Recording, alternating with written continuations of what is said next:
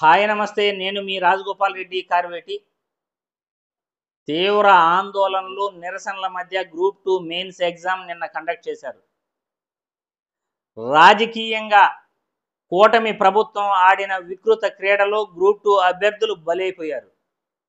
Group 2 అభ్యర్థులలో లేని అపోహల్ని గతంలో ప్రతిపక్షంలో ఉన్నప్పుడు టీడీపీ పార్టీ వాళ్ళకి లేనిపోని అనుమానాలు క్రియేట్ చేసి రోస్టర్ విధానంలో తప్పులున్నాయి అని చెప్పి రోస్టర్ విధానంలో తప్పులను సరిచేయాలి అని వాళ్ళ మదిలో ఆలోచనల్ని డైవర్ట్ చేసి అధికారంలోకి వచ్చిన తర్వాత పూర్తిగా రోస్టర్ విధానంలోని తప్పులను సరిచేయకుండా మేము ఎగ్జామ్ క్యాన్సిల్ చేస్తాము అని చెబుతూ చివరికి ఎగ్జామ్ను కండక్ట్ చేసేసి విద్యార్థుల ఆందోళనలను పట్టించుకోకుండా గ్రూప్ 2 అభ్యర్థులను మోసం చేయటం జరిగింది. రాజకీయంగా కూటమి ప్రభుత్వం ఆడిన వికృత క్రీడలో గ్రూప్ 2 అభ్యర్థులు బలైపోయారు.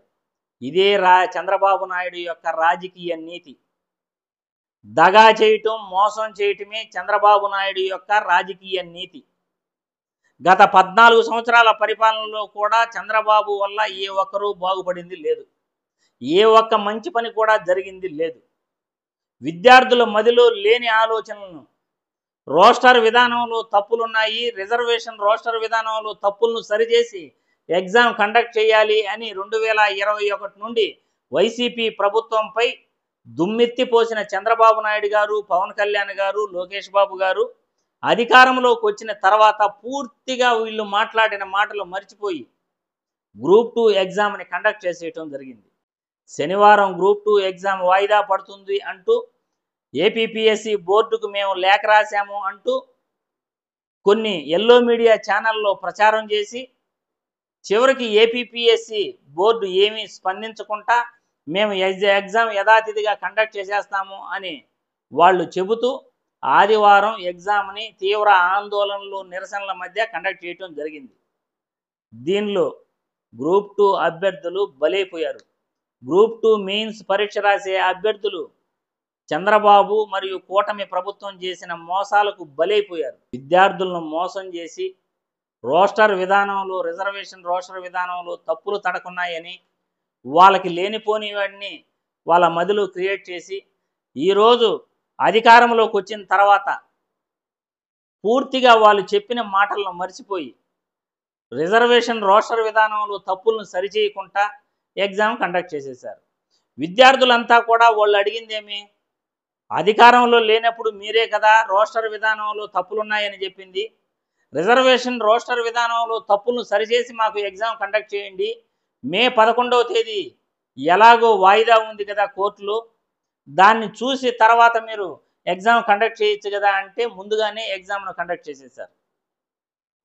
అంటే మీరే రిజర్వేషన్ రోస్టర్ విధానంలో తప్పులున్నాయని చెప్పింది మీరే, అధికారంలోకి వచ్చి ఈరోజు ఆ తప్పులను సరిచేయకుండా ఎగ్జామ్ పెట్టింది మీరే. మరి బలిపశువులయ్యింది ఎవరు? విద్యార్థులు బలిపశువులయ్యారు.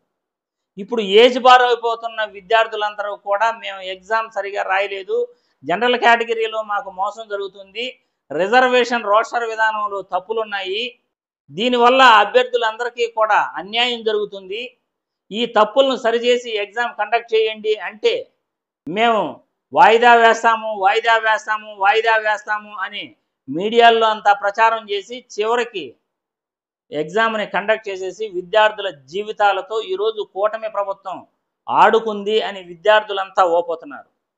మేమేంటో ఎమ్మెల్సీ ఎన్నికలలో మీకు చూపిస్తాము, మీరు ఏ విధంగా అయితే మమ్మల్ని మోసం చేశారో మిమ్మల్ని మేము జీవితాంతం గుర్తుపెట్టుకుంటాం చంద్రబాబు నాయుడు గారు, పవన్ కళ్యాణ్ గారు అంటూ గ్రూప్ 2 మెయిన్స్ ఎగ్జామ్ రాసిన విద్యార్థులందరూ కూడా ఈరోజు కూటమి ప్రభుత్వాన్ని మరియు చంద్రబాబు, లోకేష్ బాబు మరియు పవన్ కళ్యాణ్ని దుమ్మెత్తిపోస్తున్నారు.